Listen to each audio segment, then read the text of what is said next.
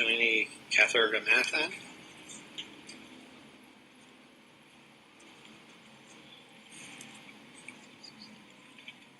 Welcome, Shamini. Welcome. First of all, I'd like to thank the regional municipalities of Waterloo for giving me this opportunity to speak.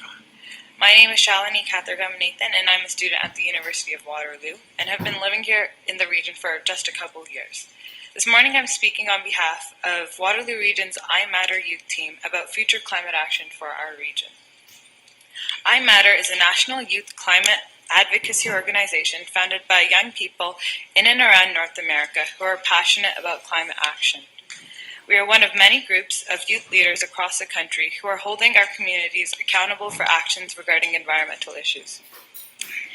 Our future and the lives of future generations are severely threatened as an outcome of climate change, and it's our responsibility to fix it.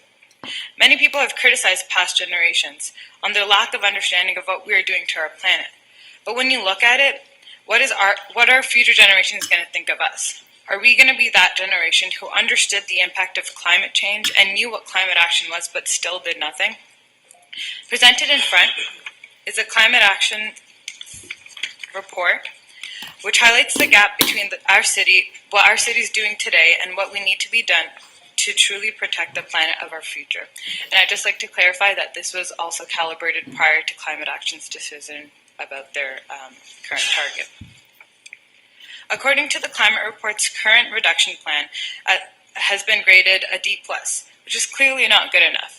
I mean, I can tell you if I came home with this mark, my mom would look at me and say, "Hey, is anything wrong? Do you need any tutoring?" And that's exactly what we need right now. The rapid reduction of greenhouse gas emission is a factor that we must tackle now considering our climate crisis. Climate science has repeatedly proven that with our current practices, we'll need 2 extra planets by the year of 2050.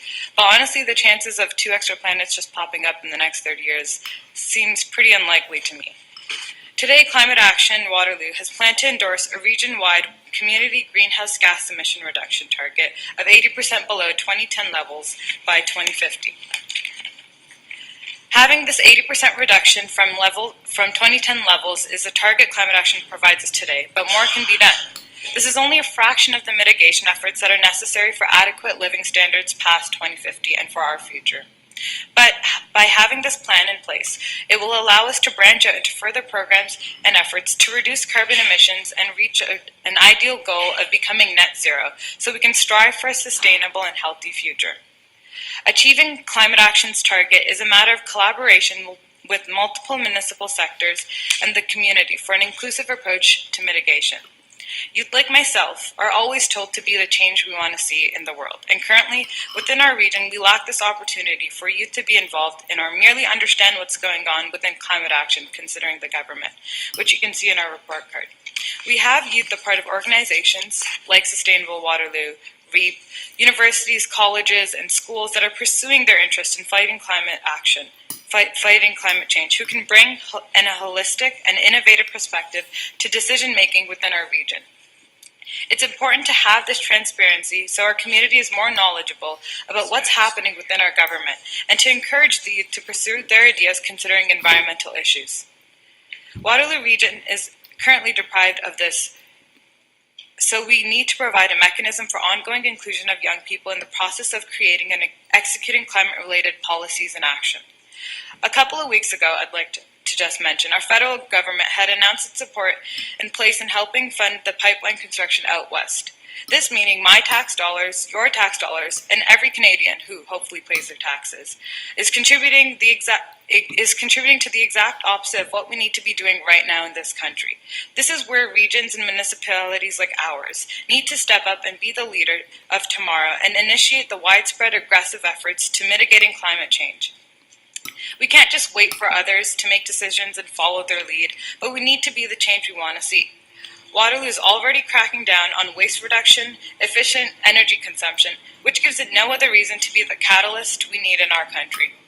iMatter believes that youth in the region of Waterloo should be included in the process of creating and executing climate-related policies and actions. And the first step to our plan is this climate action plan that will be a greenhouse gas emission reduction of 80% below 2010 levels by 2050, with aspirations of becoming net zero.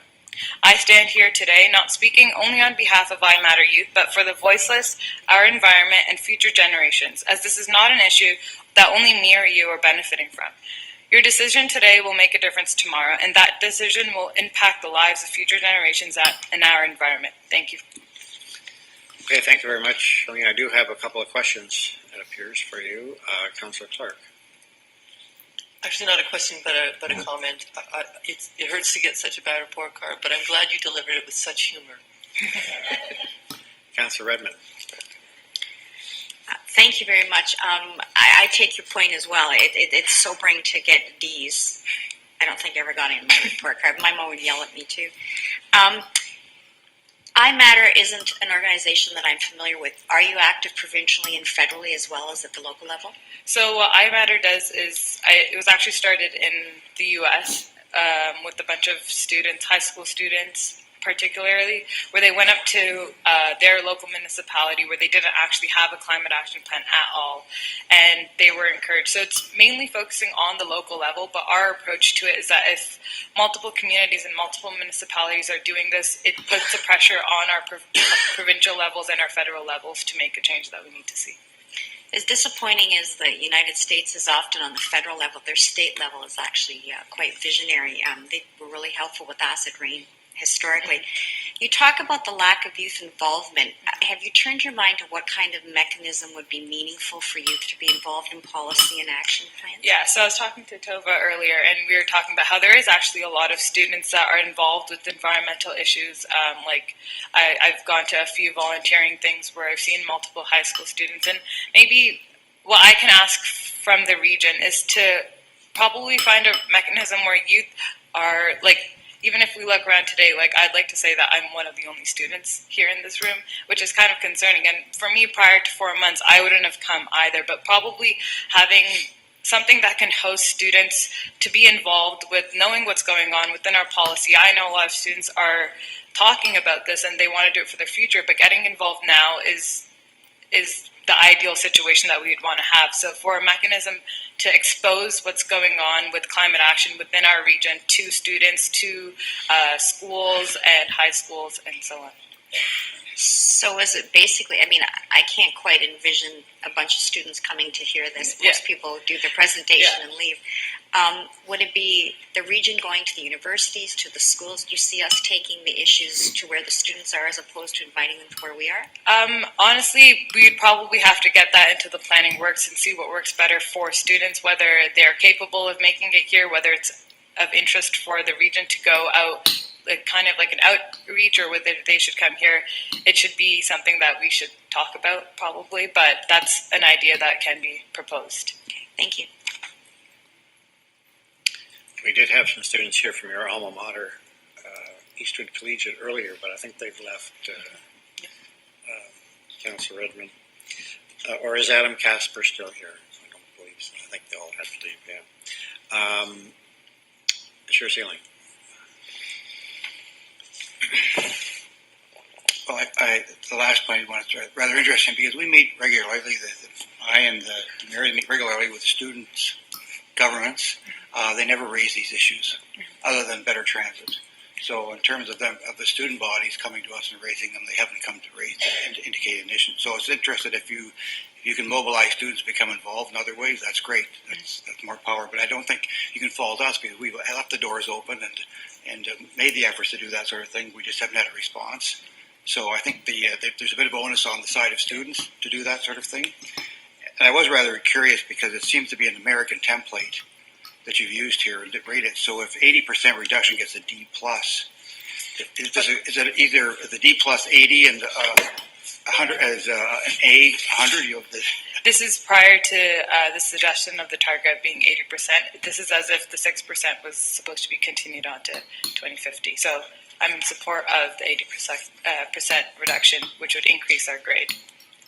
Okay. I just found this rather subjective scoring here, and I'm not sure that's reflective of what's really going on in the community. So, but I would encourage you to to make efforts to get students involved, because it's not for lack of trying, I don't think, and there's lots of opportunities. And I see students at Sustainable Water Region and other organizations that are doing these sort of things, and a lot of work with the REAP and other groups. So to suggest there hasn't been student involvement or the ability for student involvement, I'm going to throw it back at you and say, get involved more. Thank you. Okay, thank you very much, Shalini. The next delegation is Scott Morton.